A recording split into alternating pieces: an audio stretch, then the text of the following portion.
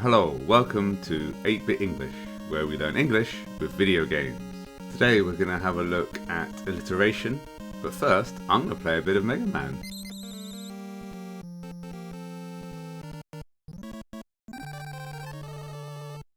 Starting off with Cutman stage, which I hear is one of the easier Mega Man levels. Now these guys can be quite annoying. Gotta be careful! I think I've got to try and shoot him before I got the ladder. Oh, and he hit me again!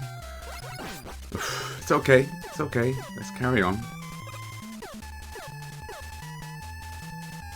Alright, on this bit I've got to be careful to shoot him before I jump over. Good start. Oh, you press A, you loser.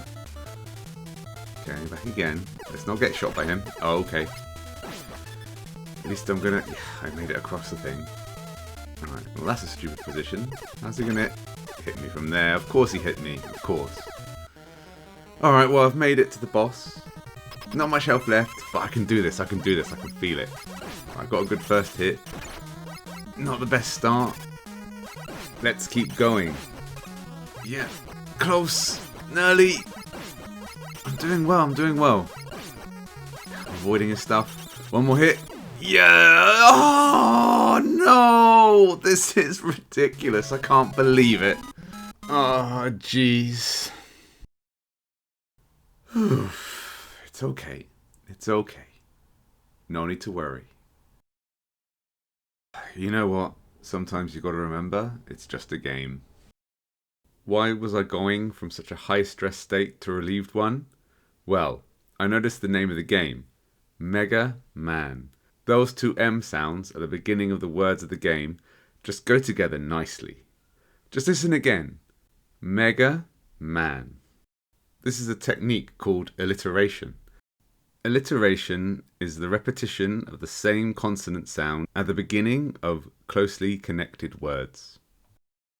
It's not about the letters, it's about the sounds they make. Here are some examples. Bubble bobble. Assault Android Cactus. Super Ghouls and Ghosts. Papers, Please. And the wonderfully titled Kid Clown in Crazy Chase. Of course, there are many more. There's just something pleasant about words with the same sound following each other. As a result, it's often used in poetry. One of my favourites is from Edgar Allan Poe's The Raven. Once upon a midnight dreary, while I pondered, weak and weary, over many a quaint and curious volume of forgotten lore. While I nodded, nearly napping, suddenly there came a tapping, as of someone gently rapping at my chamber door. "'Tis some visitor," I muttered, "tapping at my chamber door. Only this, and nothing more." You often see it in tongue twisters too, such as Peter Piper picked a peck of pickled peppers. It isn't just poetry though, it can also be found in prose, normal writing, where it adds emphasis and imagery. In George Orwell's Animal Farm, there's a great line, "The pigs plotted and planned persistently." You hear it in speeches too. Some really memorable speeches have great alliteration. For example, Martin Luther King Jr.'s "I Have a Dream" speech. Because I have a dream that my 4 little children will one day live in a nation where they will not be judged by the color of their skin, but by the content of their character. I have a dream today. When you notice it, you'll see alliteration everywhere. For example, in the names of characters in your favourite TV shows and books. Names like Peter Parker, Luna Lovegood, Willy Wonka, Sansa Stark, SpongeBob SquarePants. And product names too. Companies want you to buy their goods, like Kit Kat, Krispy Kreme, PayPal, Dunkin' Donuts, Coca-Cola. The list goes on. You also see it everywhere in everyday language, with words like half-hearted or daredevil. They appear really often. Now, there are many different types of techniques that are similar to alliteration, depending on the type of word they are.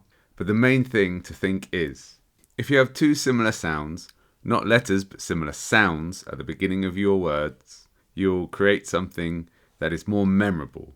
It will help make your writing and speaking pop. Try to use it in the comments. What's a great video game you've played?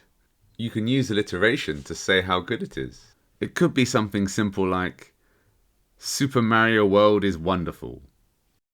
Or a bit more complex, every time you play Monster Hunter, you must maneuver around monstrous creatures.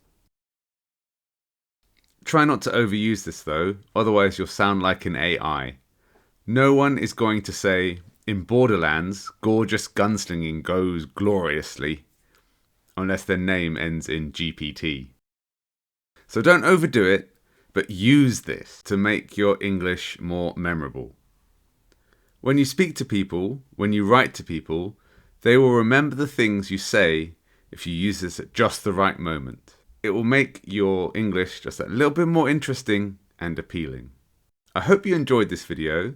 Have you noticed a great piece of alliteration in a game name or game character?